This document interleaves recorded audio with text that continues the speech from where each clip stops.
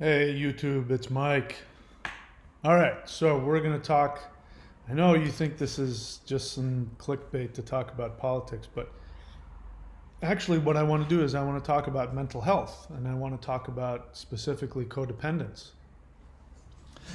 And, on this channel, um, I created this channel to help myself recover from the most intense and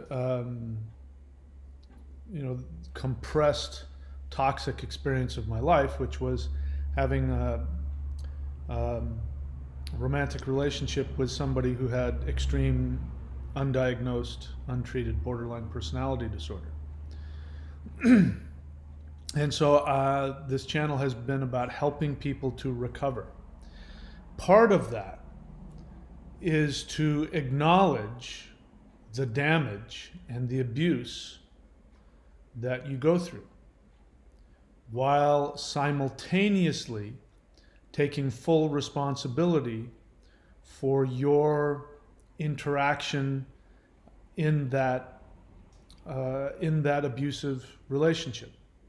So, in my experience, people who come out of relationships with borderlines, they tend to do in the beginning one of two things, which is exactly their flip side of the same thing. Either they want to talk about the borderline and how damaged they are and how much they love them and what can I do to help them.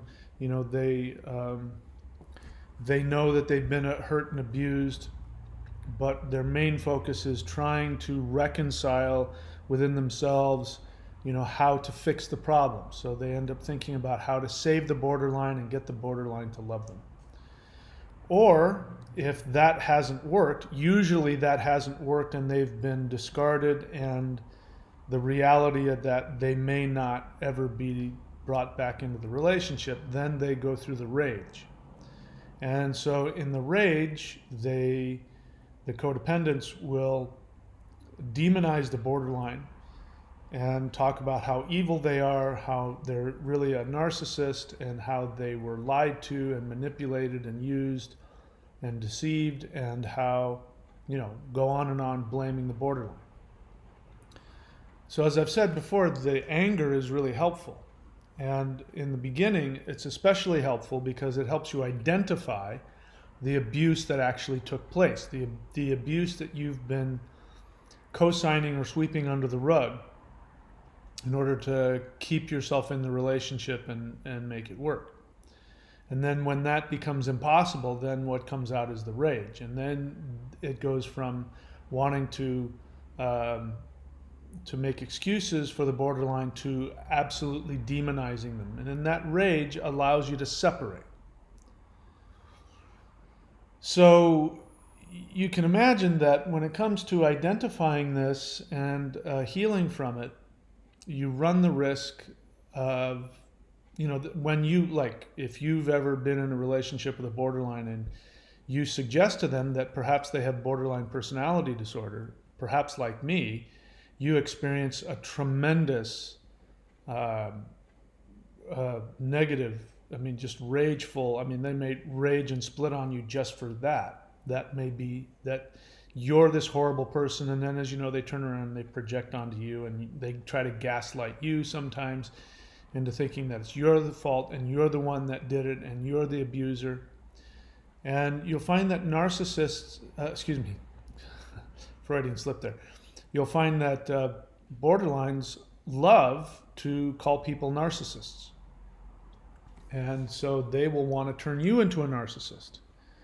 In fact, there have been people on here that I've talked to who have been so gaslit that they're on here because they want to find out if they were in fact the narcissist and the borderline was, the innocent victim. Which, of course, if you are a narcissist, the last thing you're going to do is want to take a look at yourself. So what I want to do now, I want whatever your thoughts about Trump are, and this whole craziness. The United States is acting like a dysfunctional family. We're seeing how dysfunctional the United States is. It's gotten worse, by the way. It's gotten worse over time. There's always been politics, and there's always been the dysfunction in politics, and there's always been the polarization, but it's never, ever been this bad in my lifetime, and I'm 57. I've never seen anything like this, not even close. I was so flabbergasted that people attacked the Capitol over politics. And I'm not saying that people haven't been really, really upset about politics before. They have, but it never even dawned on me that people would be so upset over an election that they would seek to destroy and end people's lives and overthrow the government and take people hostage and kill politicians en masse like that. So much so that they're going to take over the Capitol. Never even entered my mind that would have happened. And so that's why talking about this, I think, is valuable. If this was just, a couple of years ago, I might have had my thoughts about Trump, and I do. And I've always, from the moment he showed up on the scene, I've always thought that he was, at the very least, an uneducated opportunist. I mean, it's clear to me that he's a thief and he's a criminal. I was not at all surprised when he was accused of colluding with we forget all that's happened. From the very beginning, he's been surrounded by controversy. And so I've had no problems, having all kinds of opinions about him, but not so much that I need to make videos about it. That's for other people to do, because politics is just politics, and everybody's, it's just a waste of time. But now we're talking about people having their lives ended, a threat on democracy in general, people completely, totally not communicating. There's, again, the inability to agree on objective reality. There's something really wrong. And so I want to have discussions with you about your experiences of me and what I've said. And I want us to take a look at, and discuss some of these things in terms of codependence, taking responsibility, seeing reality for what it is, and recovering. And because now we're having this, we've got, Trump is from my perspective, Trump is the narcissistic, alcoholic guy who shows up, even though Trump's not an alcoholic, but I'm just using this as an example. He's the narcissistic alcoholic guy that shows up at Thanksgiving and just, takes all the air out of the room and, ends up stimulating people in whatever codependent reaction that they have, either to seek his approval or to fight with him, or, so afraid of the fighting that's going on that we try to appease him so that he doesn't cause any more problems. I see people's reactions to him in that way. And people want to ask, why is there, you have such a polarized experience of Trump? And as I said before, it's because Trump demands that people have a polarized reaction to him. There's no way to have just a sort of mild reaction to Trump. It's not possible. He doesn't allow that. He forces you to have some intense reaction to him one way or another. So I just want to go into, let's bring this up here, the Karpman triangle, if you're familiar with this. This is really great because what it means is that everybody is operating on this triangle either in a state of dysfunction or in a state of healing, state of consciousness or unconsciousness. So this represents the unconscious triangle. So in this case, victim mentality. And in my other channel, I say, if you want to make any headway in spirituality, the first thing you have to do is address any victim mentality you have and get rid of it. And I spend a lot of time talking about, without getting specific, telling people to drop any conspiracy theories. Not that conspiracies don't exist, because they do, but that conspiracy theories, generally speaking, are the excuse of people's own victim mentality which will keep them trapped in whatever craziness or, lack of happiness, prosperity, whatever you have. So this is very helpful here, because if we're talking about recovering from being in a destructive relationship with a borderline or any other cluster B, no matter how advanced or enlightened you think you are, if you are in an ongoing or have been in a relationship that lasted for more than a week or two with a cluster B, then you were somewhere on this drama triangle, Karpman triangle. So you're either the victim, which is, the identity, you either identify as the victim, you identify as the rescuer or the hero, what we would call the empath, or you identify as the persecutor, which would be the narcissist or the cluster B, right? In our case, because it's when we're talking about this, it's very clear. But the truth is that we can just talk about borderlines. Borderlines are very good at all three of those placements. When you meet them, what you experience is either the victim or the rescuer. So when they are love bombing you, they are operating as the rescuer. They're coming to you. Like, I remember no shortage of my borderline ex talking about, all the things, because when you meet them, you share, you overshare, right? You give way too much information and you share all of your stories with the borderline, what happened to you as a kid and all that. And so you bond on your wounds.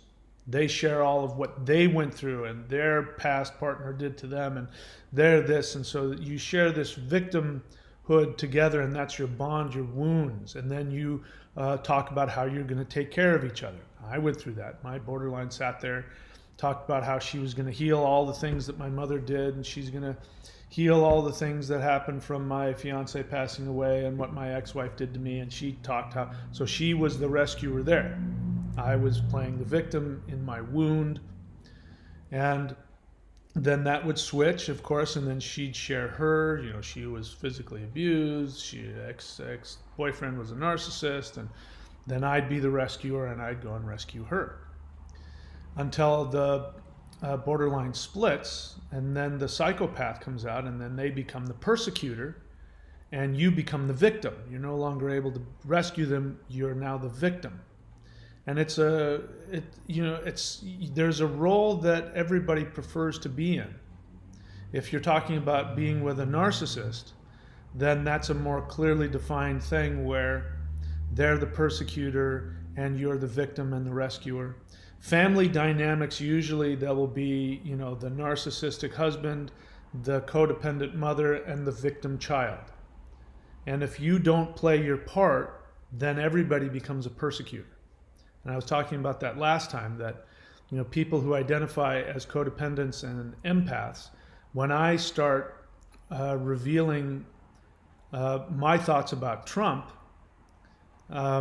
what you see is people who are normally wanting to say, yes, Mike, I'm totally with you, and my this and that, and they're wanting to bond with me on the codependent experience. But the moment that I threaten whatever projection they have about Trump, whether they identify with him or they project onto him, then they become the persecutor and they attack me personally.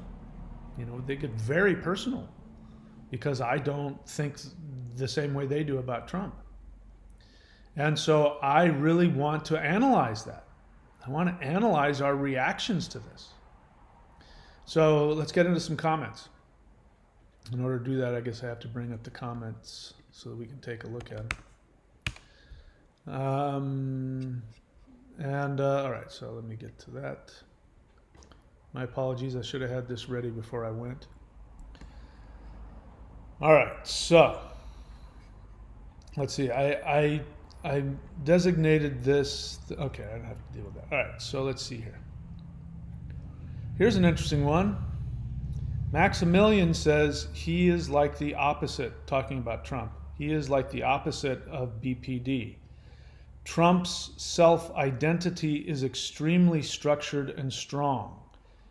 He's actually one of the most rigid people I've ever seen. Now, Maximilian doesn't say how he feels about Trump, but I have to say, I asked the question, I said, are we talking about the same person? Now, that to me is what I think the narcissist wants us to think. That's definitely, so what's the difference between a borderline and a narcissist? So they both suffer from the same trauma. As a child, they were neglected by mom and didn't get, I'm throwing it out there really quickly, but that's horrifically traumatic. In fact, it'll kill, an infant doesn't get any attention, it'll kill them, literally, they'll die. So a narcissist is somebody, as an infant, did not get enough attention, and it created such a fierce defense mechanism that they create this firewall of an identity, which is the narcissist. So I am wonderful, everything is perfect, and everybody else is wrong, and I have no empathy. That's the narcissist firewall. The borderline is a failed narcissist. So the borderline is somebody who, same kind of scenario, tremendous trauma, definitely some neglect and or abuse that creates the trauma as an infant, and the very primitive infant psyche tries desperately to keep itself alive, so it snaps and becomes borderline. So the borderline is a failed narcissist. They tried to have that firewall, that impenetrable false ego. So that impenetrable false ego is the psychopath. So borderlines, narcissists, other cluster Bs, they suffer from psychopathy, which means the lack of empathy, or if they have empathy, the ability to disconnect from it. And so the narcissist is the primary psychopath, which means their primary way of interacting is through psychopathy, which is the lack of identity. I see you only as an object. You are here for me, and my supply is to get you to notice me either from my abuse, or you slather me and call me God or whatever it is. The borderline doesn't work like that. They tried to do that, but it didn't work. At least this is the theory. They tried to create that firewall of lack of empathy and righteousness and superiority, and it didn't take. So they vacillate between being what's really their core experiences. They're a little infant who wants mommy and daddy's love, and you experience that as love bombing. That's when they have their favorite person, and you become their favorite person. Now, if you're not a borderline, you think when somebody says you're my favorite person, you think it's going to stay like that forever. Because when somebody out there who's not cluster B says, I've decided you're my favorite person, it means that experience never changes. You do something wrong, that's not going to change their experience that you're their favorite person, because they accept you can have shifts and changes, but they've decided you're the favorite person because they like you for whatever it is. And but the borderline doesn't do that. You're their favorite person for as long as they're able to keep the projection of you being perfect, which is the infant looking up at the parent, loving the parent because the parent is God. But the moment that you either do something that shatters that illusion, or their own fear comes up and the illusion is shattered, then you become not their favorite person, but you become the worst person, their least favorite person. You become the enemy. And so there's no middle ground. And so when they are splitting and you are now the enemy, they've now jumped into the role of the psychopath. So then they become identical to a narcissist. And that's why you'll see here, in fact, I'll read a comment here. When people get discarded by their borderline, they will then adopt that, no, my partner wasn't BPD, they were narcissist. But there's confusion because borderlines are narcissists. They're failed narcissists. They're secondary narcissists. They're narcissist, psychopathic, part of their self-defense. That firewall comes out after they experience the feeling that they've been abandoned. And as you know, that might be completely inside of their head and has nothing to do with you. So that's the difference. So if Maximilian's experience of Trump is that he has an extremely structured and strong identity, I mean, that's not my experience of Trump at all. I find him to be definitely borderline narcissist, comorbid.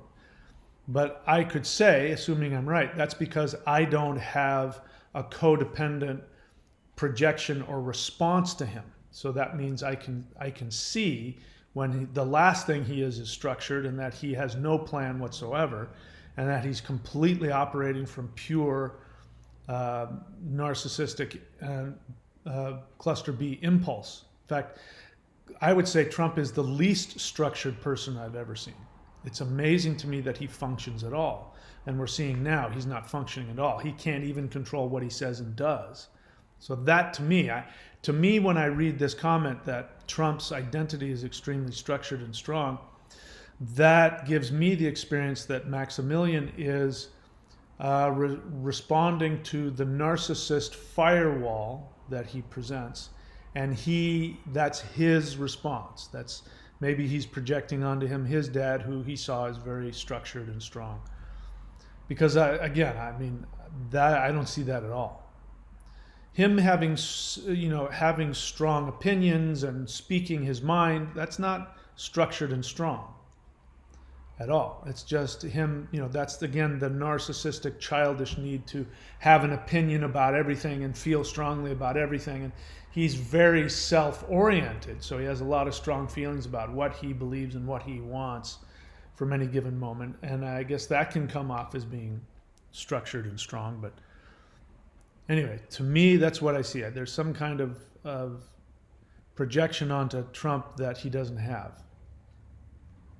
So again, I don't know if Maximilian likes or doesn't like Trump. I don't know. Let's see. So Vector 20 has launched numerous attacks on me. Obviously doesn't agree with me. Doesn't seem to like what I have to say. But let's see. This is his latest. I guess it's a he. Vector 20 says, some would say it's the mainstream media that's the cult. Considering how they project so much, yet alter the consciousness of others in perfect unity. Sometimes you have to step back and look at both angles to see it, but once you do, you will feel as hoodwinked as most of us have. It takes courage to do that. So what Vector is saying is that Vector has courage because Vector has the ability to see the truth and sees through the lie of the mainstream media. Now, let's take that term mainstream media. Mainstream media is a buzzword, and it has become a phrase that is used in the hypnosis that goes on. So if you know what hypnotists do, is first they do whatever they do to put you in a receptive state. And once you're in a receptive state, they introduce these trigger words or phrases. And you've seen it, when somebody's really deep, they'll say, when I say the word chicken, you are going to have extreme anxiety, or you're going to have an overwhelming desire to kiss your left hand, or whatever it is. So then they take them out, say, okay, wake up. Person's been hypnotized. They think they're conscious and aware, and they'll say, anyway, I was walking down the street and chicken, and the person will start kissing their left hand. And we laugh at them because we see, and they don't understand what's going on. So Vector is saying that the mainstream media is doing it. So I find it ironic because just the phrase mainstream media has a huge assumption in there. So the assumption is that the mainstream media is a block of one thing. There's one thing out there called the mainstream media, which then, of course, Vector 20 is saying that he isn't getting his information from the mainstream media. He's getting his information from, he doesn't say, that's what I find it interesting is people will launch about the mainstream media, but they won't say, I'm watching Fox News, or I'm listening to Rush Limbaugh, or I'm on the OAN network. They're not saying where they're getting information, but they're obviously getting information from somewhere. And it's obviously someplace that uses that trigger word of mainstream media. So the assumption that Vector 20 assumes that you have, and you're supposed to have, when you hear the word mainstream media, is that there is a thing, a block of independent something, there's a thing that's called the mainstream media. And that obviously, just by using it, that's bad. So even, I mean, and I feel it. Every time somebody uses the word mainstream media, I watch inside of me, because I feel a part of me want to come up and say, well, I'm not being swayed by the mainstream media. I can think for myself. And then, you want to get in. And I realize I don't have to make that, I don't have to say that at all. I'm being stimulated. It's part of the hypnosis. In case you don't know where the term mainstream media came from, it's a 40-year-old term that was brought to the world by these guys. These guys are the Koch brothers. And please do me a favor and Google them, Koch brothers, if you've never heard of them before. 40 years ago, these guys started a campaign to change politics, and they wanted to be able to influence politics so that they could legislate the reduction or the elimination of government oversight of manufacturing. So that picture there, they're spewing things out into the atmosphere. And they didn't want to do that because it cost them money and other things. So they decided to use politics as a leverage tool to be able to get rid of and or legislate things that protected their ability to do whatever the hell they wanted to do to the environment. Because what was happening is you had government oversight. You had the EPA and all kinds of other things that come in, OSHA, things like that. This is government oversight. These are people coming from the government. I'm repeating myself so that you understand when people when they talk about limited government, what they're really talking about is limited government oversight from these guys. But in order to hypnotize you into believe that they're working on your behalf, they continuously talk about government telling you what to do. And we want small government. We want limited government. And that's because these guys didn't want the government going in on your behalf and limiting what they did on your behalf.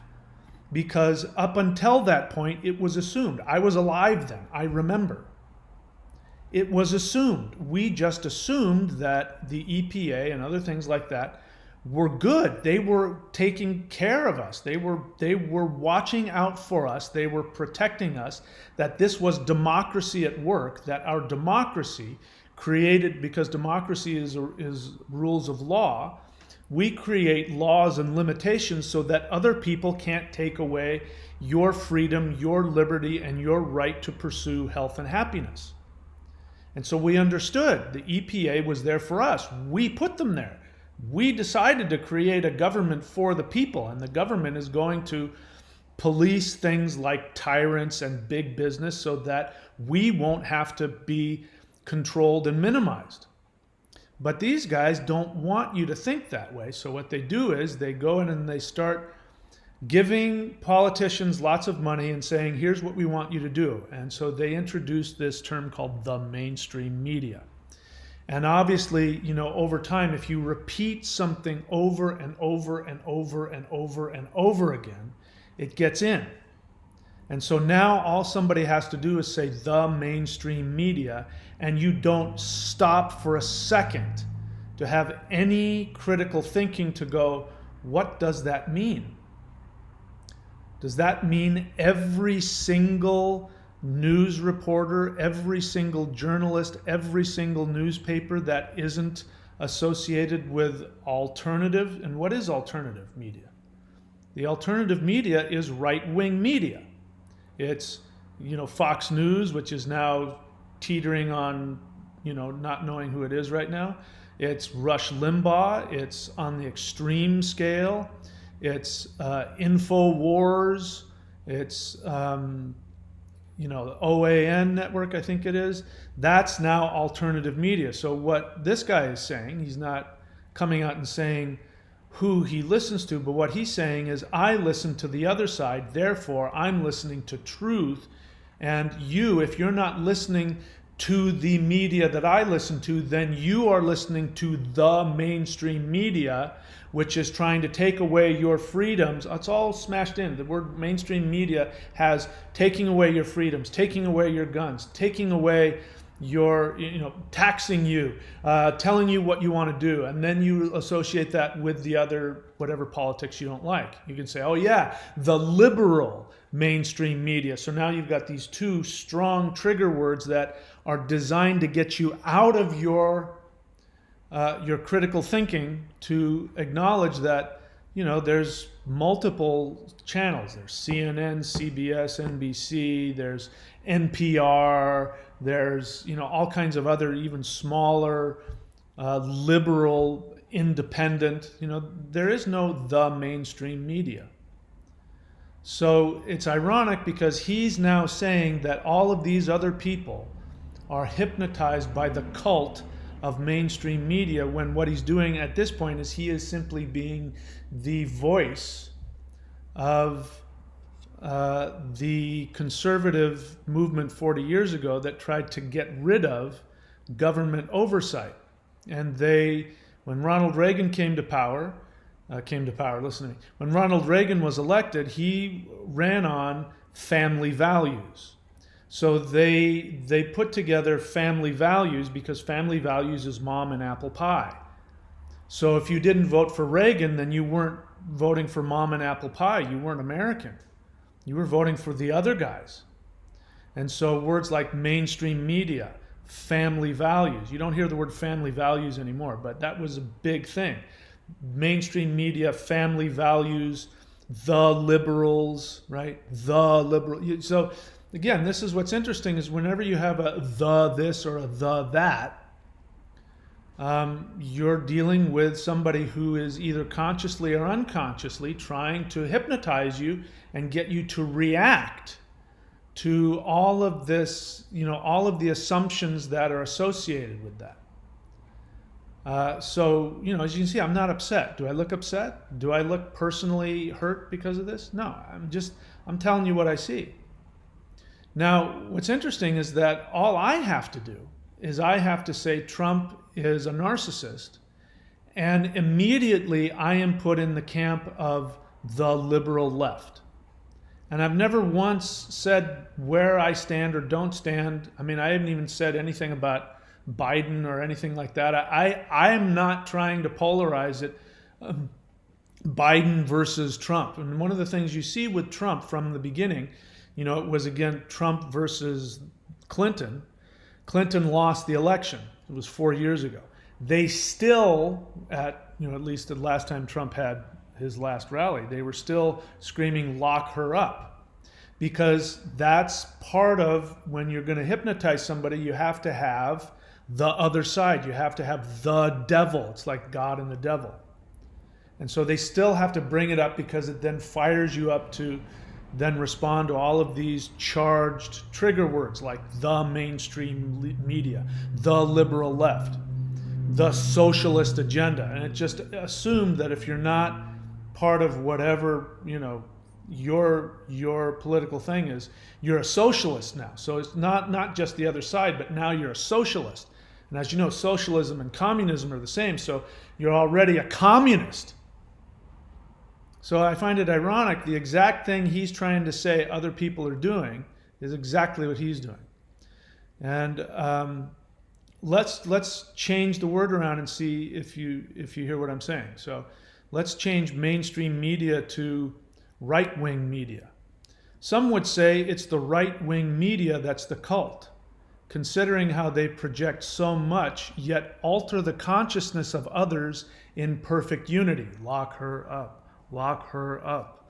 Stop the steal. Stop the steal.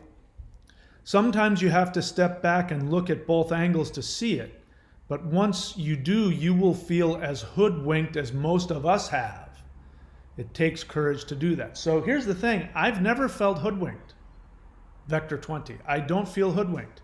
You have been hypnotized to feel hoodwinked by nobody. There's nobody out there hoodwinking you. But just like in church, you go to church and they tell you that the devil is trying to take you to hell, then you have to run to the side of Jesus and accept Jesus.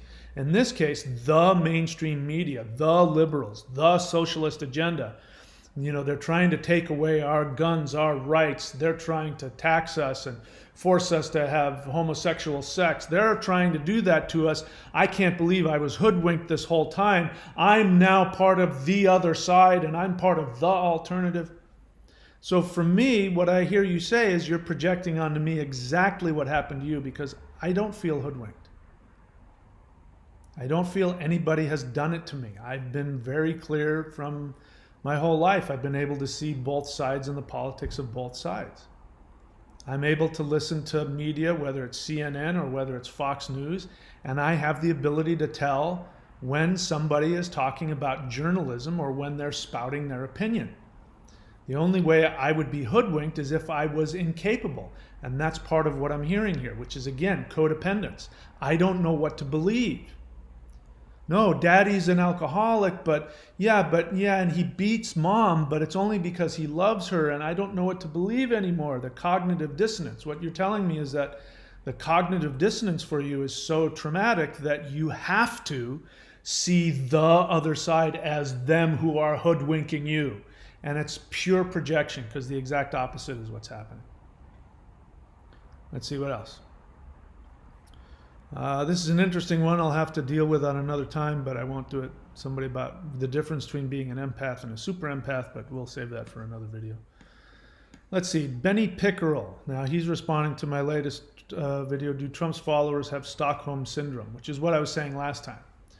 But just to give you an example, we know what happened. Trump gave an inflammatory speech. We could debate on whether or not he wanted them to go and storm the Capitol. That's something we could debate, and there's arguments back and forth.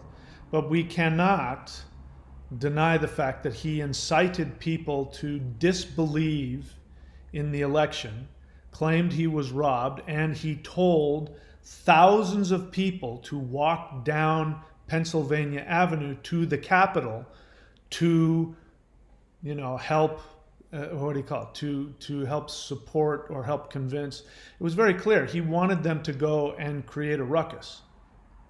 To what extent? We could argue that.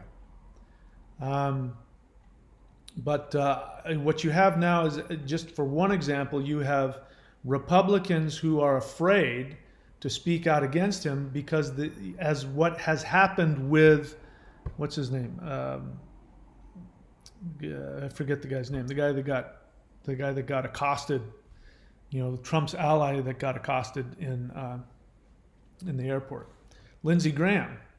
There are people who are afraid for their life and their family's life, and Trump has them so afraid that they can't even speak their mind. And so I was saying that's like being in Stockholm Syndrome, which is, again, if you look at the Cartman's triangle here, let's bring that up. Where's the triangle? So you have the persecutor, the rescuer, and the victim. And what will happen is if the victim starts to become a survivor, if the victim stops being the victim, then what will happen is that the rescuer, the codependent, will then become the persecutor to keep the victim in place, because then the persecutor becomes the victim. So you see that? When the victim starts to stand up for themselves, the persecutor feels like the victim. Trump, perfect example. The moment that people start calling him on anything, he says, nobody's attacked more than me. I'm the most persecuted person in the world. And ironically, he creates more persecution by doing that. And then the codependents, the Trump followers, then turn and become the persecutors, people who stormed the Capitol. This is just codependence on a national scale. All right? So in response to that, Benny Pickerel says, TDS, I don't know what that is. Trump something syndrome. Obviously, it's a cute little phrase of. So they're trying to now demonize people who don't like Trump. So if you don't like Trump, then you have TDS, which is obviously some kind of mental issue. You're obviously out of your mind. People can't, it's like you can't go to your alcoholic, abusive father or the borderline or the narcissist and stand up for yourself and say what you did was really abusive. You can't do that, because if you do that, then what happens? You get gaslit. You're told, no, it's your fault. So what's happening here is people are standing up, addressing whatever it is that they don't like about Trump or they disagree about Trump. And if you do that, you have TDS. So again, do you see the word? When you are in this cycle, there's going to be some kind of trigger word or phrase that's going to have in it something bad. So just by somebody saying TDS is very real, that's the first thing they say. No real acknowledgement of anything that I said in the video. It's just now to put me on the defensive, or whoever's listening on the defensive, because now they have to stop and acknowledge, no, I'm not insane. I don't have TDS. Then it becomes about, you defending yourself against this accusation instead of going, wait, the whole point was that you fucking split on me and you did this really crazy thing and you slashed my tires. Let's stop distracting me. It's a distraction. But that means there's something that I said that Benny Pickerel is responding to. So let me read his whole thing, because he's claiming, and he could be right, that I'm not listening to what he's saying. So let me read his whole comment here. He says, TDS is very real. It's people who hate Trump so much that they do what you are doing right now. Generalization and labeling all people who voted for him as mentally ill or white supremacists. One point I will say is anyone who turned a blind eye to the riots, lootings, beatings, and killings for the last 7 months is a huge hypocrite. The White House was attacked, churches burned, federal buildings set on fire, billions in damages, so many black businesses destroyed. Oh, that's an interesting twist. And what did the media say? Mostly peaceful, kind of fiery, quote, unquote. Yes, there was a riot at the Capitol and everyone is condemning it. Nobody agrees with this violence. But I will say the mainstream media manipulates the public. You did not make a choice to hate Trump. You did what you were told. Okay, so that's me. So obviously I don't have my own ability to make my own decisions. Unlike Benny, who can make his own decisions, apparently. And he says, let me know if anyone here believes the media does not tell us what to think. Do people realize it's selective reporting? I guess only the media, does selective reporting. Biden's brother and son were under investigation by the FBI, and the media buried the story and made it go away. Who digs for context and full videos of what actually happened? Where? On the Capitol? I just started a year ago. What do you mean you just started? Oh, you started, I guess, looking for full videos? I just started a year ago and could see plainly the media lying about what really happened and adding connotations and manipulations that Trump is Hitler. Is it not funny that everything Biden or Democrats did that was evil was just a conspiracy theory? And absolutely everything reported about Trump was the God's honest truth? Does that really sound logical? All right. So I responded to him in some ways, and so he's saying, I'm not sure if you missed the part where I said look for context full-length videos. So that's something he wants to talk about, so let me address that. So he says, let's see, where did he say that? Who digs for context and full videos of what actually happened? Again, I don't know what you mean. You mean the Capitol riot, or are you talking Black Lives Matter? Because those are two different things. Who digs for context and full videos of what actually happened? I just started a year ago. Okay, so that's a long time ago. So what I hear is that you have, again, listen, Benny, you want me to think that you're some outlier who's this independent thinker, but you are absolutely using the right-wing playbook. You've got all the trigger words, TDS, It's people who hate Trump, and you make generalizations that aren't true about me, which is generalization and labeling all people who voted for him as mentally ill or white supremacists. And I've never once talked about voting for Trump. I've never talked about that. It doesn't even enter my mind when I go, those damn people who voted for Trump. It's not, I mean, I didn't, there's a lot of people who voted for a lot of different people. There's a lot of people who voted for Trump that now regret it. There's a lot of people who didn't vote for Trump that wish that they had. So obviously you voted for Trump, or otherwise this wouldn't be part of the conversation. And it's obvious that whatever I'm saying about Trump, now this is, as I'm thinking about it, it tells me that on an unconscious level you feel guilty, because why would you go back to voting for him? Because if you hadn't voted for him, obviously he wouldn't have become president, and or, you know, he wouldn't have, I've got 70 whatever million votes I couldn't have lost. So that tells me that there might be some unconscious guilt about that. Because like I said, I mean, it didn't even enter my mind who you voted for or who any, you know, I'm talking about that the people that went on the Capitol and the people that still to this day want to find reasons to justify it. That's all I'm talking about. So again, you're throwing in assumptions and you're making conclusions about what I'm thinking that I'm not thinking. And then you do very typical gaslighting things. So you want to immediately make the connection that the riot in the Capitol is somehow connected and or somehow a response to Black Lives Matter protests. Which, to me, I'm not talking about that because that's a completely different issue. But to you, it's not. And that tells me a lot. Because that's, you know, that's, again, that's what 4-year-olds do on, you know, on the school playground. Well, he did it first. So what? So what? Black Lives Matter? I mean, I'm not disagreeing with you because I honestly I wasn't in the country for it. I heard a lot about it. It sounded really scary and bad. I totally understand. And there's a difference, by the way.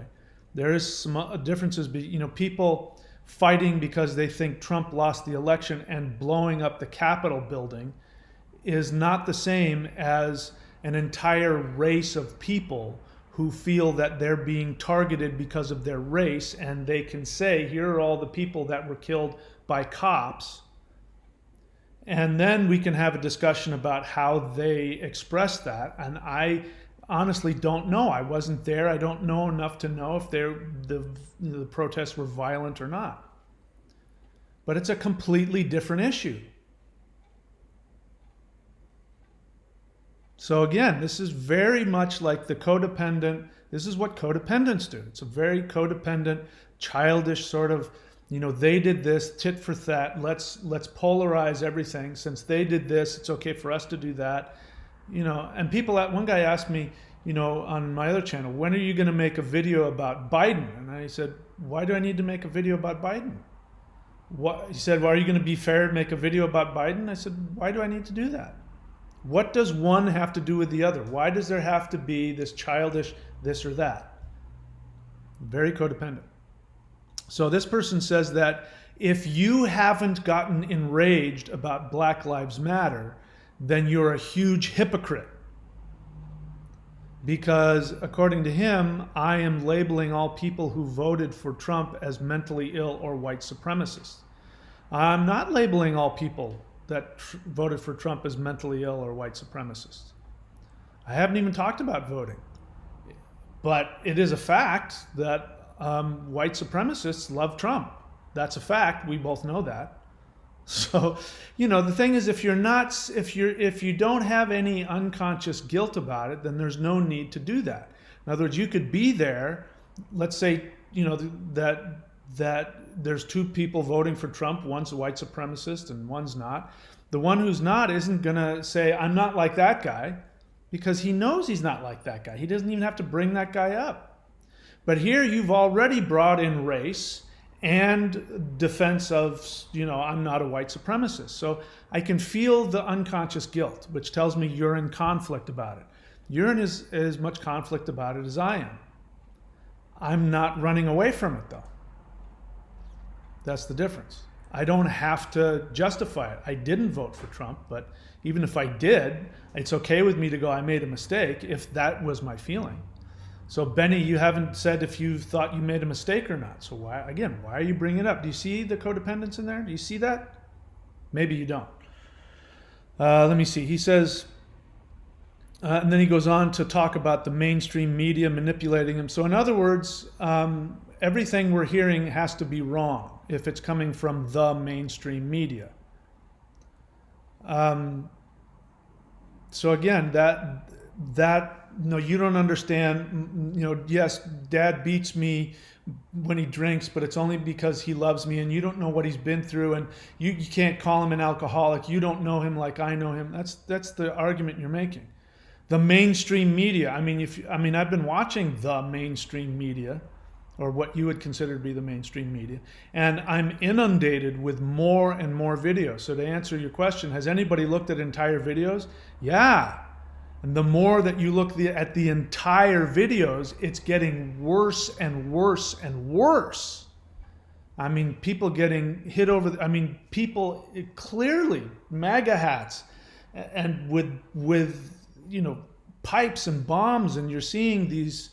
Have you seen maybe you haven't. Maybe you don't watch the mainstream media, but maybe you haven't seen the cop who's stuck between because he's getting smashed and his ribs are breaking as blood is coming out of his mouth. And you hear all these guys, you see from their perspective, pushing as hard and saying, we need more people, push harder, and they're pushing against these cops. So how can you possibly be even trying to intimate that there's some misunderstanding about what happened, and these Trump supporters are being misrepresented? You're not being. Your argument is not connected. You've got challenges within yourself. You're conflicted in your own narrative of what's happening, which tells me there's an unconscious, codependent need to protect the abuser. That's what codependents do. All right. And then again, he has to make it between Biden and Trump. I'm not making this about Biden. It wouldn't matter to me who won the election that Trump was refusing to accept. It wouldn't matter to me if I liked or didn't like the person. It doesn't change any of the reality here, but you want to distract and say, isn't it funny that everything Biden or Democrats did was evil, but that's not what's happening here. And it's not an either or. Again, that's black and white thinking, codependent, borderline, black and white thinking. So your argument doesn't say anything other than, I think you've got some unconscious conflict. It sounds to me like you either are projecting. I would bet it feels more like a codependent need to protect the abuser. Because what happens with the wife of the abusive husband? If she accepts that he's abusive, alcoholic, and he's hurting her and the child, then what is that? That makes her look bad. You did that. Your whole thing in the beginning was, first you're going to attack everybody who doesn't see your way as a huge hypocrite because they're not right now screaming and yelling about Black Lives Matter, which again is a whole other issue. But that you make the generalization. You're doing this. That everybody, including me, is saying that you who voted for Trump are mentally ill and or white supremacist, which none of those things entered my mind when I thought about, when you brought it to my mind that you must have voted for him. That didn't come to my mind at all. That's your projection. Okay? All right. So you say here, I guess you took my whole first comment personally. I didn't take any of it personally, as I did not call you personally a hypocrite, but you tried to make a judgment about my childhood off of a few sentences. I think all your cluster B studies are going to your head, so now you are going to attack me personally, so that's a personal dig. To my knowledge, I don't think I've ever attacked you or judged you. And if I did, show me where I did that. As I said, you've been a codependent, so I think it's silly to tell other people they are the one with issues from childhood. So, in other words, according to you, because I had childhood issues and I have talked about that openly. Because of that, that somehow makes it that I can't perceive that in others? Is that what you're saying? So, because, in other words, I have to be perfect. Here comes the codependence again. In order for me to say anything about everybody, I have to be perfect. But the whole point is, the whole reason I know what the codependent thinking is because I am a codependent. So I would say the exact opposite of what you're now trying to do to attack me, to get me to shut up, by saying that you're codependent, so you don't have any right telling me that I'm codependent. Well, I mean, you can have your own opinion about yourself, but I have every right to whatever my thought or opinions are, you, especially if I observe in you the things in myself that I've been working on for the past 40 years. That's like somebody saying, you know, you were an alcoholic, so you can't tell me to stop drinking. It's, again, I hear the defensiveness and the anger, and you know, this is again a very codependent thing. We blame the other, you know, you're trying to gaslight me, blame me, you know, attack me personally if what I'm saying is threatening to you. And bear in mind, Benny, I didn't come knocking on your door. I didn't say, hey, Benny, I'm going to be making a video about Trump. I know you're a Trump voter. I need you to weigh in because you need to defend yourself. I don't even know that you exist. Unless you make a comment, I don't know that you exist. So I can't have any judgments about you because I don't even know you. He says, I'll be honest, this feels like I'm emailing with the BPD friend, how she would continue to focus on everything I've done wrong and take zero accountability for anything she did. Well, I can't talk about that except for I hope that you're no longer emailing your BPD friend, because that's the whole point. And I'm saying that we should do everybody, including Trump, a favor and give him a no contact, you know, which is what all that, you know, social media is now going no contact with Trump because he's so destructive. And I'm saying we should do the same. And it's okay for me to feel this way. If Benny, it's okay for me to say that my borderline ex was a borderline. If it's okay for me to say, you know, I think we should point out when people are destructive, when they are acting from narcissism. We should point it out.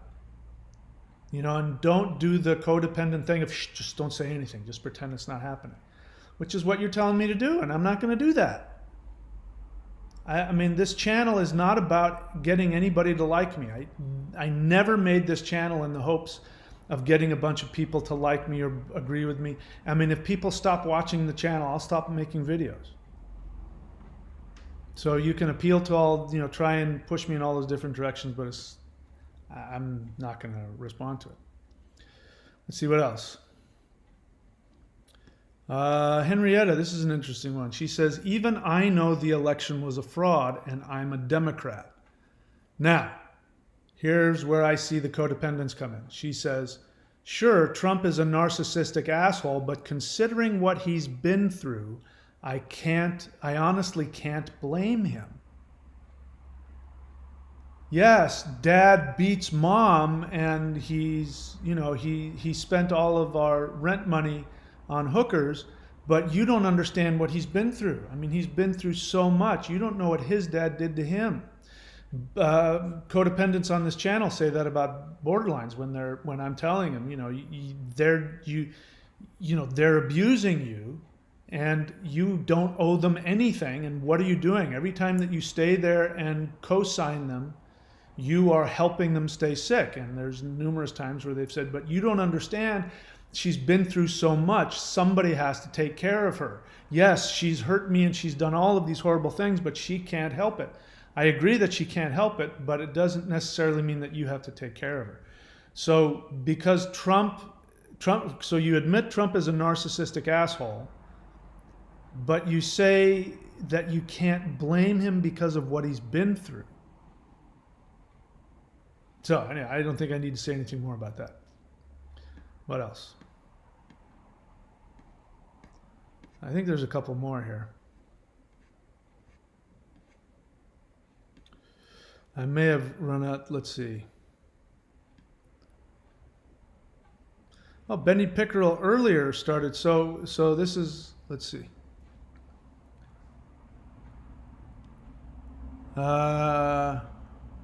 All right, so you admit he's a narcissist, Benny. This is interesting. So so this is interesting. He says, sorry, he may have BPD, but 100% does not have borderline. Borderline is emotional instability and impulsivity disorder. Trump has been too calm and not reckless. Addictions or mood disorders in most of his dealings. His life before being president was not full of chaos. I've never seen him have an emotional meltdown or rage over a level of frustration, which is usually a manipulation of the... What? Where did that come from? Which is usually a manipulation of the media. I don't know what that means. Does that mean that the media is manipulating you if they show that Trump is melting down? Or that if Trump is melting down, he's manipulating the media? That's really weird. That the media had to come in there. It just didn't belong there. And he says, I think you are doing what most who study BPD do, is to start labeling everyone with it. He seems more on NPD level because lots of narcs are very successful and need power over others to fill their supply. Well, and then somebody responded and said he can have both. To me, his Twitter ramblings scream of BPD. So that's not my experience of him at all, Benny. I find him to be incredibly impulsive. And I mean, he does melt down. I mean, I don't even need to, Benny, if you look, he melts down all the time. We can find him melting down on camera, off camera. He's extremely impulsive. He can't control himself. I mean, his latest videos about, no violence are clearly scripted. Somebody gave it to him. He's never once taken full responsibility for anything, which is very borderline and very narcissistic as well. So you haven't talked me out of it, except that makes me wonder why you're more, you went on and on in the later thing about how everybody is wrong for saying things about him, and everybody, and bringing up all these other things in defense of him and or defense of people who voted for him, as you put it. And yet you say that you think he's narcissistic, that he has NPD. So now I'm even more confused why you went to such lengths to defend him and to, try and sort of deflect and attack and make me the problem.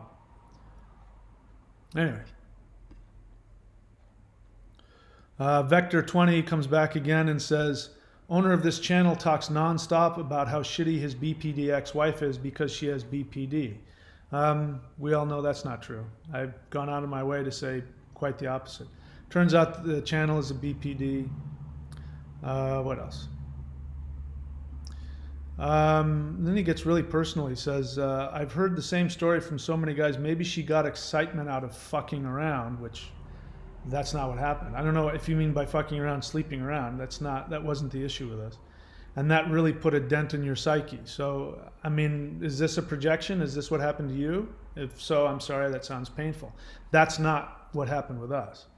But again, what I find interesting, again, the codependent becomes the abuser. And the abuser, what they do is they take whatever vulnerable information that you've revealed to them, and they use it against you in the most psychotic way possible. This person doesn't like that I am saying that Trump has BPD and that I'm saying all these things against Trump. Obviously, you identify with Trump and or project onto him. Otherwise, you wouldn't feel the need to attack me personally by taking information that you've heard me say on the channel about my personal life. And without any empathy whatsoever. And again, to my knowledge, Vector 20, I've never said anything personal about you. Point out where I've ever, used information against you to hurt you. But because I'm now pointing out the abuser, your need to defend him is so great that you have to then take everything that you know about me and what you assume must be a very painful thing, which is not. Again, your projection. As I've said, I'm completely healed about that relationship. You could come to me and show me videos of her giving a blowjob to somebody when I'm in the other room, and I would have gone, yeah, that doesn't surprise me. I wouldn't get all bent out of shape. It wouldn't hurt my feelings. So I'm not. About that relationship, there's no more wound there. That's been healed. And that's what this whole join button is all about. If you want to learn how I did that, that's what I've got there. Not obviously not Vector 20, because they're not going to listen to anything I say. But here's some advice though. Move on. I'm happy to move on. When people stop asking me to make videos, the first thing I will do is stop making videos. More than happy to stop talking about it. But as long as it's helpful, I'll keep doing it. Jess says, all I do is complain. Again, I don't know what you're talking about. Kim Kardashian says, Vector 20 brings up a good point, but she won't say what that point is. Anyway, so that's all of that. That's I'm digging through all the trash. I'm done with that. I'm happy to take questions. I'm assuming there aren't any questions. There'll be a lot of comments. So bear in mind, the best way to interact with me is to ask me an honest question, meaning a question that you think I have an answer to that you don't know. That's an honest question. Do you know where the library is? I don't know where it is. But asking me a question like, hey, I think the library is 2 doors down. What do you think about that? It's like, that's not an honest question. And of course, if you do leave a comment, you open yourself up to me perhaps psychoanalyzing you in the interest of looking at all of our codependence and how we can heal. So if you don't want that, don't leave a comment or a question. If you do have a question, write the word question and I'll better see it. Aren't the Koch brothers libertarian version of George Soros?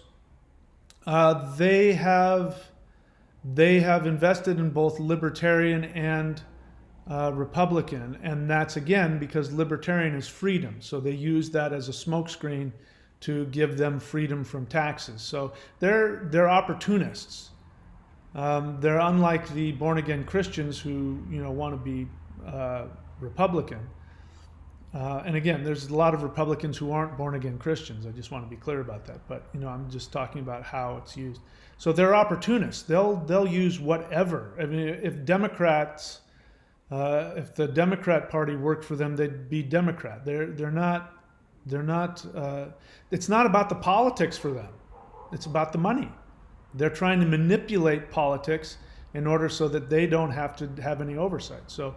Yeah, no, it's very clear. They're libertarian, they're Republican, they're whatever works for them. Weird Ways. So I think what Weird Ways is going to do, I haven't read the comment, but let's see if I'm right. I think Weird Ways is going to cop out. So Weird Ways doesn't want to offend anybody, has unconsciously a lot of the same issues that probably are stimulated by what I say, but they're going to now say that they don't take a side and it doesn't matter, when in reality they really have a side. They're just not going to say it. Let's see if I'm right. I could be wrong. Both are equally harmful to the American systems. To be fair, you have to bring up both sides or neither. So, I mean, you haven't said anything. You haven't said anything.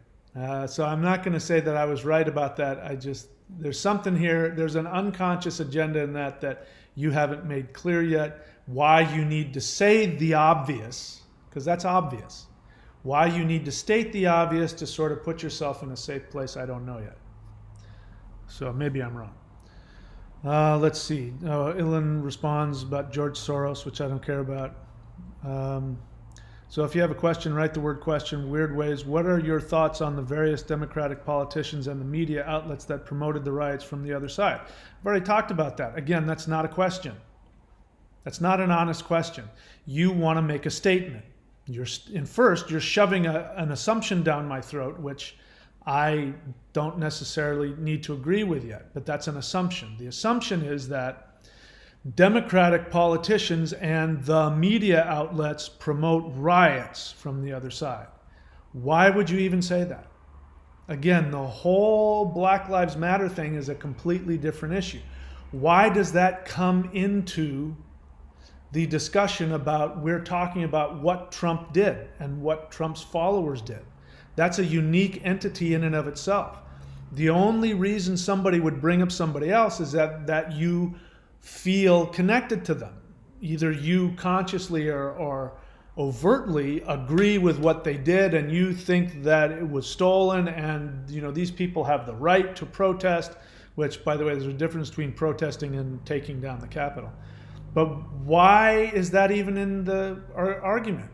Unless you, to me, it seems obvious, you feel identified with them, and what I'm saying is threatening. So you're going to want to put me on the other side. You're going to want to put me because I'm pointing at Trump. So I must obviously be on the Democratic side that incited the Black Lives Matter protest, which is what I'm not saying that happened. I'm gathering that's what you said. Again, I know almost nothing about the Black Lives Matter protest. I didn't follow it. I heard a lot about it, but I didn't follow it. So I don't have an opinion on it.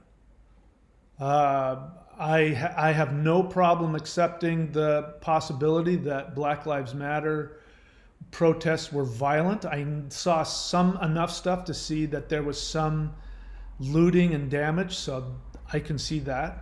And I can still not like what Trump did, and at the same time say those people who engaged in violence and acts of destruction were wrong. You want me to take a side, that it has to be one or the other, and it isn't.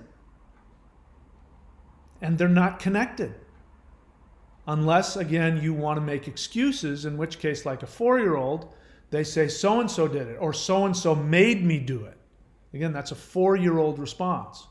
And it doesn't, again, critical thinking, weird ways. I assume you're from my other channel. Critical thinking asks 3 questions. When is something 100% true or false? When is something partially true and partially false? And when is something sometimes true and sometimes false? But it also says when is something connected and when is something not connected? Black Lives Matter is not necessarily, it could be, but I don't see a connection, and it doesn't have to be. It doesn't necessitate that Black Lives Matter somehow has something to do with the riots on the Capitol. It's not connected. And even if, again, even if what you're saying is true, which I don't know if it is or not, but even if there were some Democratic politicians who may have helped instigate the riots, whatever the Black Lives Matter protests, that still has nothing to do with this. So you sound to me like on the Karpman triangle, again, you're sounding right now like the codependent, the savior, who stands in the middle and doesn't take a side, but is in actuality still wanting to promote the whole cycle. That underneath it all, if you want to be more of the pro-Trump, maybe you are pro-Trump, I don't know. But that's what seems to be coming out in this, because of here's the thing. When somebody has an emotional agenda and they're not straight out with it. Now, I'm being completely, to the best of my ability, open about my emotional agenda here. So when you're open about your emotional agenda, then you can be clear about what's differentiate. You don't have to support it. You don't have to defend it. But if you're not clear about what your agenda is, then you're going to start unconsciously, passive-aggressively, start to use these kinds of arguments, these 4-year-old school-year arguments of, well, they did it first, or they made me do it, and but so-and-so did that, and why aren't you pulling over all the other speeders? It means that you're hiding something. It means you're not being completely honest. You'd be better off if you were completely honest and said, I love Trump and I voted for him, and I totally understand, even though I wouldn't have been the violence, but I get why that they protest. At least you would have a platform from which you were clear about what you were talking about. Now, I don't know if that's how you feel, but I'm just giving an example. And I don't know that that's true, that the media outlets, again, the media, there is no the media. That's a trigger word that was started 40 years ago. And it's the same thing, let's again, where did the phrase fake news come from? The word fake news in this, in our modern history, fake news came from the mainstream media that was showing that Russia was implanting fake news about Hillary Clinton in order to sway the election towards Donald Trump. That in and of itself doesn't mean Trump was involved. But that's where the word came from, fake news. It then became part of the narrative that that various different intelligence agencies were coming to the conclusion based on their information that Trump might be in collusion with the Russians to influence the election. So the whole fake news, if that kept on its trajectory, it would have been a trigger word against Trump. But Trump, being the good borderline narcissist, he hijacked it and did what little kids do and say, "Nah, you're the one that did it." And so he says, fake news. Anybody in the free press. I mean, we could change the word mainstream media to the free press, because in this case, that's absolutely accurate. And if I use the word free press, if I say the words free press over and over and over again, 20 times a day for months and years on end, you're going to start associating the mainstream media with the free press. But if I keep using the word the media, the mainstream media, then you're going to everybody. What it does is it erodes people's confidence in that. And so the codependent thing is, and I feel it every time you write it, the mainstream media, the media outlets. My first instinct is to try and defend that and say, oh no, I don't listen to just anybody, which is, I don't need to do that. Because that is an assumption. The assumption is the mainstream media is somehow bad, evil, and wrong. And that's an assumption. And so all you have to do is say the fake media when the fake media is bringing free press, truth to power. If it's speaking truth to power and you happen to be the president and what they're saying doesn't work for you, then all you have to say is fake news, the mainstream media. And even if you know that's not true, you're automatically put on the defensive because of the intense charge that's put to those words. So, I could just start saying, you mean the free press? I could start doing that. And I'm not doing that because I necessarily think that CNN or NBC or MSNBC are, without flaw or any of that. I'm not attached to that. There's a new news company that's come out that's actually using that, saying, that, they're not using the word the mainstream media, but they're saying that media conglomerates are only owned by so many companies. Are you really getting the truth? But it's very good. They're opportunistically using, the mainstream media against right-wing media, because right-wing media is definitely controlled by these guys. These guys own right-wing media. Oh, sorry, not that guy. You know who these guys own right-wing media. Fox News, Rush Limbaugh, those guys are owned by them. They've been owned by them for 40 years. It's where they get all of their money. It comes from those guys. But now the thing is that it did its job, because what's happening is QAnon is a great example. It's now taken on its own life. So they've created this instability and fear of independent free press. They did it so successfully that now that has taken on its own life. So they're no longer able to control their own creation. QAnon is the perfect example, because QAnon is going off of everything that the Koch brothers wanted to establish. The fear of the free press, fear of democratic liberal values, meaning where the people, because the government of the United States is supposed to be for the people. So when you have the EPA is supposed to be the people overseeing big giant corporations to make sure they don't take away our freedom and our health and our values. So they've successfully flipped that on its head and turned the EPA into the big government that's trying to take away from you. And the whole push on small business owners, again, that's another really great distraction, because most people aren't giant corporations, they're small businesses. I'm a small business. But I mean, I pay more taxes than anybody because I don't have all that. I mean, if you take the percentage of what I pay because I'm self-employed, it's unbelievable, and that's absolutely the result of these guys. If it weren't for these guys, and if they were paying their fair share, which would run the whole government, they wouldn't have to come after little guys like me and pay 30%. Give them 2/3 of my, 1/3 of my entire money. They wouldn't have to do that. I could pay, far less. But you've been snowed by these guys.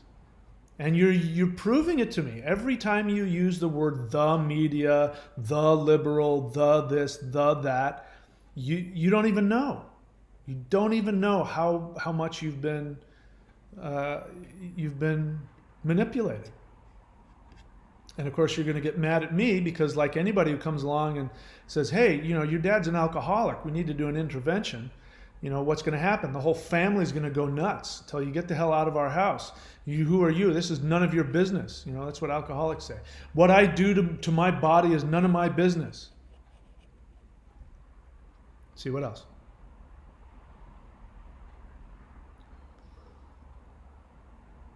Evo says, during the Second World War, it was called propaganda. Well, what I was going to say is that, Hitler and Trump do have some things in common. Hitler, when the free press, which I mean any independent journalist, when any independent journalist spoke negatively of Hitler, he called them the lying press. What does Trump call the press? The fake news.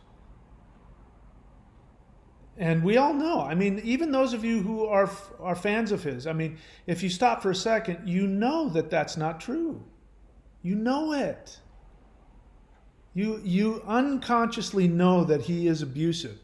Maybe on an unconscious level, you feel like you're a traitor if you point at alcoholic, crazy, narcissistic daddy and say, "Daddy shouldn't hit mommy." Maybe there's a part of you that's trying to, again, I have to make assumptions here, but my assumption is that this is something about him reminds you of your dad, your childhood.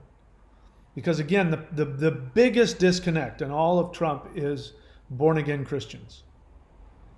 How born-again Christians who don't believe in sex before marriage, who don't believe in divorce, who don't believe in pornography, who don't believe in gambling, all of that, how they can be so into Trump that he is God's man. Again, how somebody who bragged about grabbing women by the pussy because he can get away with it, and he just grabs them and kisses them because he's a celebrity, how that guy can become born-again Christians, man, to me, that's the hugest disconnect. And that's what got me thinking about it, because who's the ultimate narcissist? Jehovah.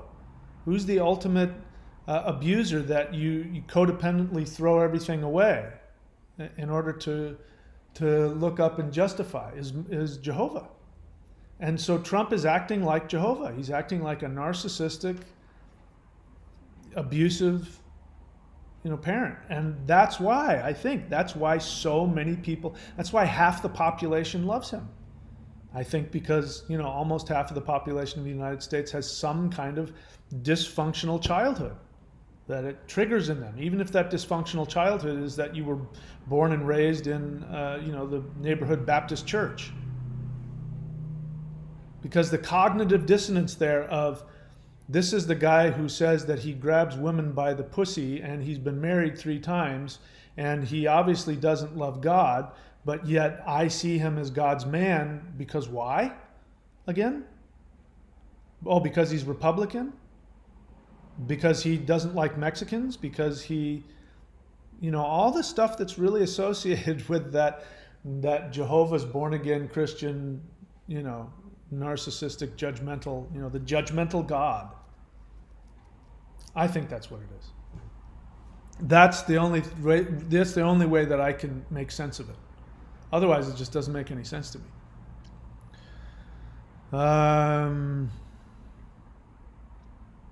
Evo is agreeing with me. Yeah.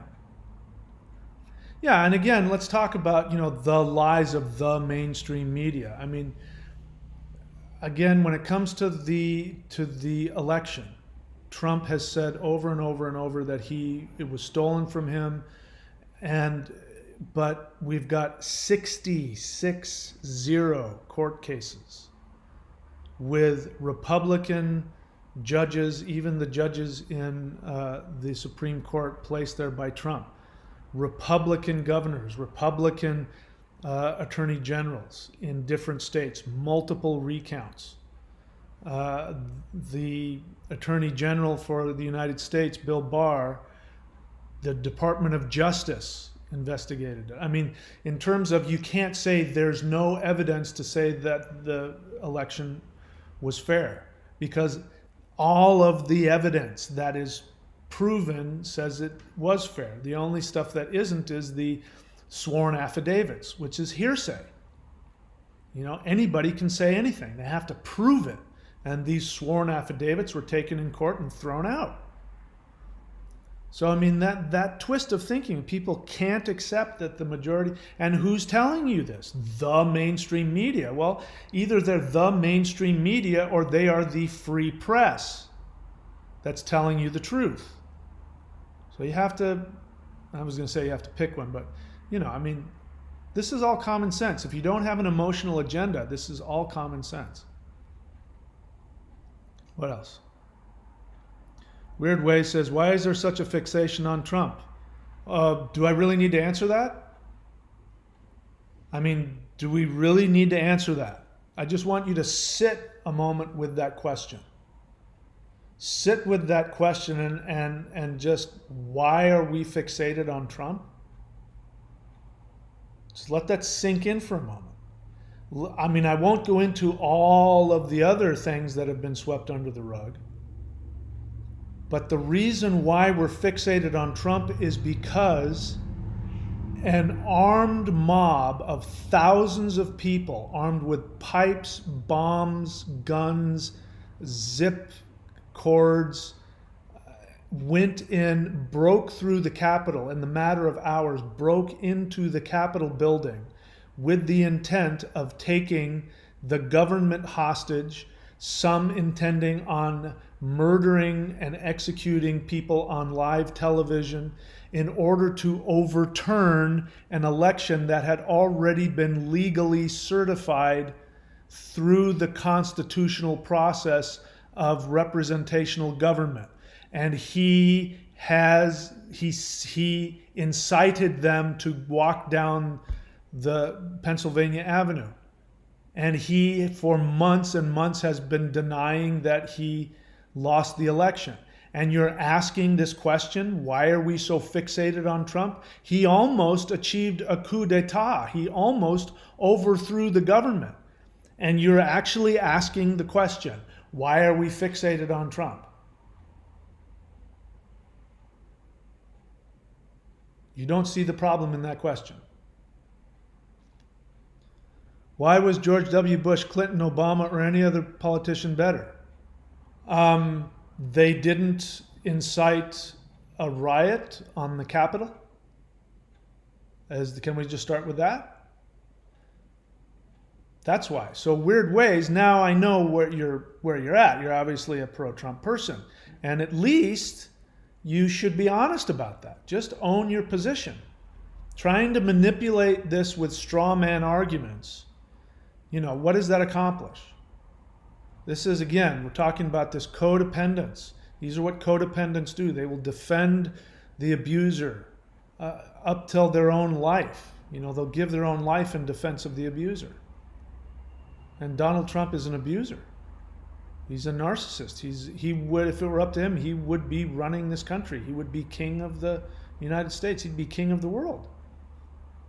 And he's not even very good at it. He's not like this brilliant genius. He's just really, really impulsive and reckless and destructive. And I think that's why I think he just typifies, the dysfunction, not that everybody has, but if there is a American dysfunction, he typifies it. And I think that's why so many people either love him or hate him. That's just my opinion. You can do what I want. They're all liars. And so that's what I was saying earlier. This is the codependent in the middle when we look at the triangle. This is the triangle where you have, where am I? Where's my Karpman triangle? So this is the rescuer. You've got the persecutor and the victim, and then there's the rescuer who stands by while the alcoholic father beats the 4-year-old, and the rescuer stands by and says, I'm not going to take a side. They're all evil. You're all bad. You're all bad. That's a way of not taking responsibility. And I said in one of my other videos on my other channel, this was right after it, and I was very emotional, but I said, anybody who stands by and in any way, at the very least just stands by and doesn't say anything, you're complicit in the violence. Just like the rescuer, the codependent mom who stands there and watches the abusive father beat the kid and then doesn't do anything about it, doesn't get the kid out of there, she's complicit. And maybe even unconsciously participating in the abuse. So I don't think there's any, I know you want to present yourself as being this neutral observer, but first off, I don't think you're being authentic with your true feelings about it. And from my perspective, that in and of itself creates a scenario where you're potentially complicit by standing by and not doing anything, maybe even unconsciously egging them on. I don't know you, but that's what I'm getting from what you're saying so far. We should all be united against our corrupt system. What part of the system? The whole thing? Because then again, that's a cop-out. You want to do something about the corrupt system? Why don't you get involved? Why don't you become a lawyer? Why don't you become a politician? Why don't you do something to actively change it? I mean, the way you say it, we should all be united against our corrupt system. Well, then you should either take pipe bombs and go attack things, or you should just sit back and smoke weed and watch it happen and then complain about it. Do something about it. I'm not going to co-sign that for you. It's a cop-out. You have opinions and you have feelings, but I haven't gotten the feeling that you've even allowed yourself to have them. Obviously, if you start telling me how great Trump is, you obviously know I'm going to take an opposing side to that. But the one thing I won't do is I won't attack your feelings. If you were to say, this is how I feel, and to share your feelings, I wouldn't attack you for your feelings. And I think that's what's missing here. People aren't really talking about their feelings. Of course, that's just basic. I mean, everybody in the world would be better if they were able to own their feelings without acting on it. But, that's asking a lot. Let's see what else. Jameson Colliday, question. Are you familiar with media literacy conceptually? Media literacy. Do you think such a thing could be beneficial if compartmentalized from critical thinking? It appears to be the trend in education. I'm not familiar with that term. Media literacy. So I'm not familiar with the term, so I can't. I'm an old fart. So you're past my time. I'm not familiar with that term. Continue. I think I'm asking, is piecemeal enough? Is incrementalism within this field and reform that approaches critical thinking skills worth it, or should we be demanding for more reform? I mean, reform in what? That's what I mean. I know Jameson, I know you, so I know you understand what I mean when I say, somebody should get involved. I mean, if you get involved in politics, get involved, become a lawyer, because, the United States Constitution is built on law. This is why politicians have so much power, because they can go in and change little tiny individual laws, which is again what these guys were all about. These guys wanted to change the laws at the state, local, and at the federal level in incremental ways. It's taken them 40 years to get to this place. And again, this is their Frankenstein monster that has now taken a life of its own, and he's destroying the lab. And he's attacking the lab assistant. He's and killing the townspeople. And those guys weren't hoping for that. They didn't want that at all. Now it's completely got a life of its own. But they did that incrementally. It took them, they were very patient. It took them years. I mean, when I looked into those guys, what was most disturbing about them was how they trained guys from the beginning at the local level, at like your local city politics, city governors, and to state governors and state, Senate and representatives. They started on that level, and they groomed them for decades and gave them booklets on what to say and how to say and what things to do. And we weren't paying attention because everybody's eyes on the president. We look at the president and think the president is the king and has all the power, and he really doesn't. But people who have all the power are the representatives and the people in Senate, and the people in the state Senate and the state House. They have all the power, and they change laws that little by little it changes. And we ended up where we are now. And as I said, in order to do that, they have to manipulate. They have to manipulate the population, and the one way to do that is to divide and conquer. So the first thing they went after was your belief in free press, which is why the people are saying over and over, the mainstream media, the mainstream media. That is the trigger word that the Koch brothers introduced, and it's worked. It works so good that that's all somebody has to say. If I say Trump was caught in a bathroom with a 4-year-old girl, all you have to say is, but I don't trust the mainstream media, and then we don't have to talk about it anymore. That's enough. That's enough to get rid of any critical thinking or any willingness to look at the truth. And one of the side effects of that is the Flat Earth Society. The Flat Earth Society, the Flat Earth Movement is an offshoot of that, because that starts with not trusting objective information that comes through the free press. So, what the Koch brothers wanted was also to not only not trust the free press, but don't trust anybody in government. And so then people who, how did Trump get elected? People say he's a maverick. He's shaking things up. He doesn't follow anybody's, which means I can trust him. So in other words, he's a completely unhinged person, but he's independent, so therefore I can trust him.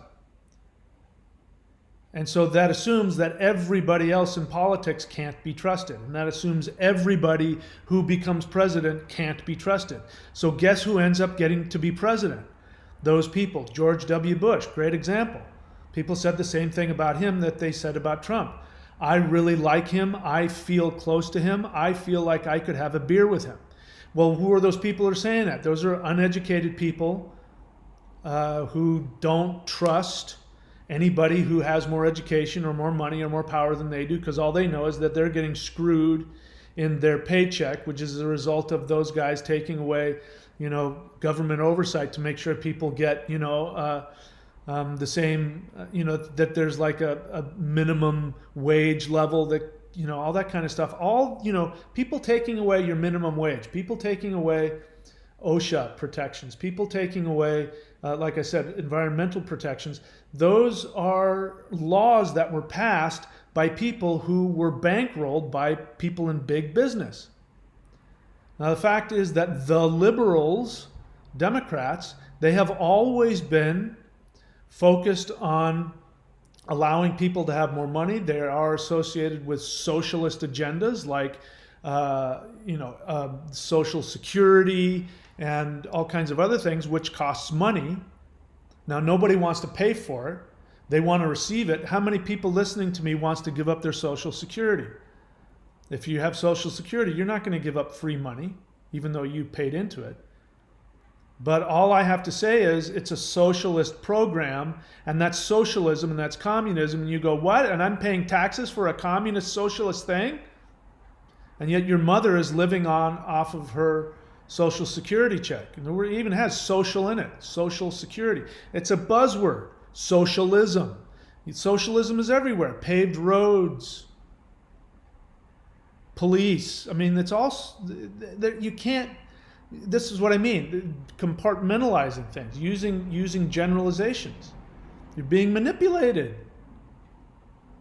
This is just the end result of it.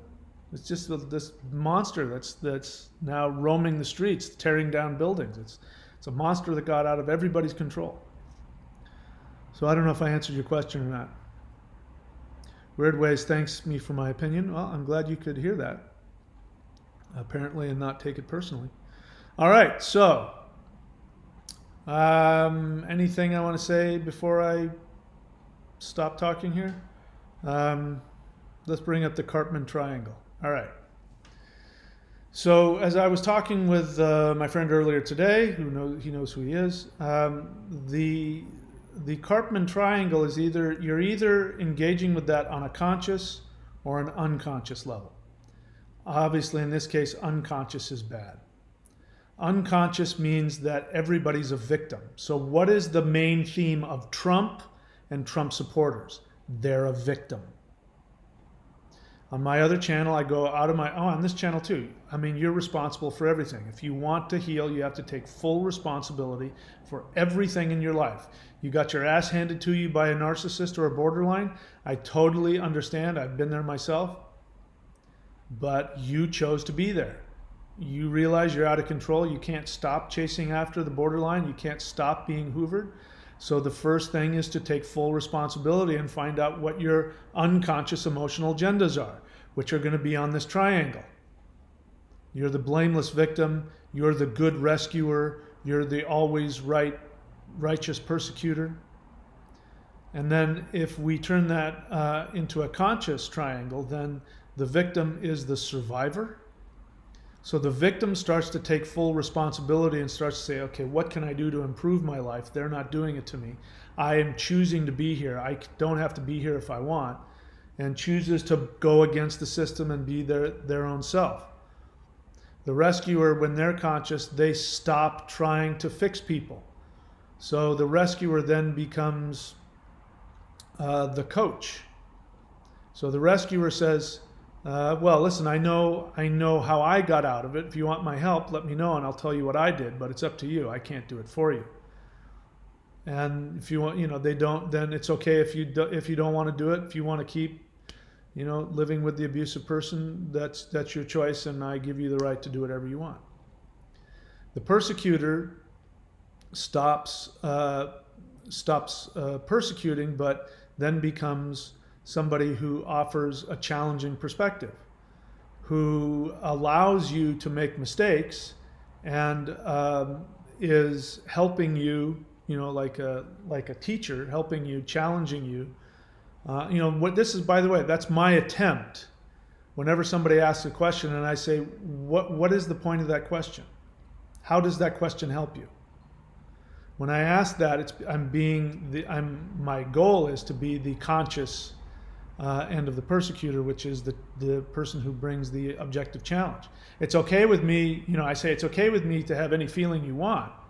I'm not going to attack you for your feelings, but I'm not going to co-sign this obvious, incoherent, irrational thing you just said. So we can choose to be in either one of those, but before we do, we got to drop the victim mentality, because the victim mentality is running the whole thing. And again, as I said, this whole thing with Trump, all of his supporters, every single one of those people that stormed the Capitol were victims. How do I know that? Pull them aside and interview them, and they'll tell you. We've been lied to, they stole this from us, the government is doing this and that. If you talk to the QAnon people, it's, oh no, it's the alien overlords who are feasting on the entrails of children, and they have bases underground all over the world, and Q is coming to save us. I mean, it's all the same thing. All the same thing. And here we've got people, both Republican and Democrat, who are saying that we need to hold Donald Trump accountable. So they're trying to bring it up, the victim mentality. They're trying to bring it up into the other aspect of the triangle. So this could be a wake-up call. I don't know if it will be, but this could be a wake-up call again, as I said before, what I'd love to see is I'd love to see all of the media outlets, and I don't care what word you want to use for them, but any media outlet that knowingly promoted lies about Trump and the election simply to pander to their viewers. Anybody, like if you saw what happened with the company Dominion, because the conspiracy theory was that Trump lost the election because Dominion was in league with a dead dictator in South America who was changing the software so that Biden won, which of course means nothing, because then why did all of the Republicans win but Trump lost? I mean, how did it know how to do that? Obviously it couldn't have. But they then started threatening lawsuits against these Fox News and these other networks. And what did they do? They immediately went on air and corrected themselves and said there's no evidence that so-and-so did this and that Dominion did that, and there's no evidence that this happened or that happened, which is a complete 180 flip from what they were saying just the day earlier. And I think more of that should happen. I think all right-wing media, and if there's left-wing media that's wrong, I don't care. Any media that says something knowingly false should be held legally accountable for that. I think every single representative and senator in the United States government that knowingly either stated that the election was fraudulent when they knew otherwise, or when they manipulated people by saying, my constituents are confused, we should have an investigation, when they themselves knew what the facts were. I think those people should be cited, fined, put in jail. People should be held accountable. This is what the free press used to be. Back in the day, if you were a member of the press, no matter what the media company was, by law, you had to back up all of your stories with proof. And if you didn't, you got fined, fired, or put in jail. And you know who got rid of that law? You know where I'm going with this? These guys got rid of that law. Because that way they can say that global warming is a hoax, and they can get away with it. And they can put money to Fox News and whoever else who will go on and say that global warming is a hoax.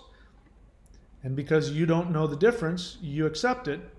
And then they hide their lies. They unconsciously admit that they're lying to you by manipulating the press. And they do that by projecting onto the free media, and they call it the mainstream media. And so you're being lied to, but now the people that are lying to you, again, just like the abuser, they gaslight you into thinking the guys over there are lying. Those guys, you're definitely being lied by the media. It's those guys. Oh, and by the way, global warming is a hoax, and Donald Trump won the election. All right, what else? Ilan Nua says Koch's also stripped labor unions of power. Yep, that's a big one.